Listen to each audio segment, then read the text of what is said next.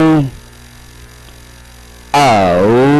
they go, Kuya Yanni from the outside, Jeren, Love Lolo, and down on the inside is Boss Pogi, the Mansuria, and Lucky Lorky, while Work of Art is running at the tail of the field by about 7 lengths from the leader.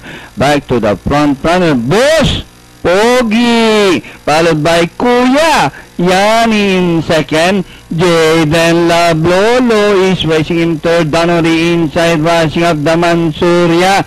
Lucky Lorky racing second last, and Work of Art still the tail under.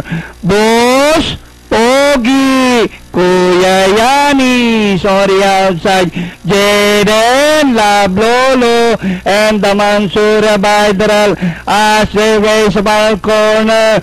Boss Pogi, followed by Kuya Yanni, the Mansuria barreling down on the inside to grab the lead. It's now the Mansuria by about 2 lengths. Kuya Yanni, Jaden Lablolo, Boss Pogi, and nearing the finish line, the Mansuria now burning the tracks. And finally, the Mansuria, Jaden Lablolo, Boss Pogi, Kuya Yanni, Lucky Lorky, Work of Art comes last.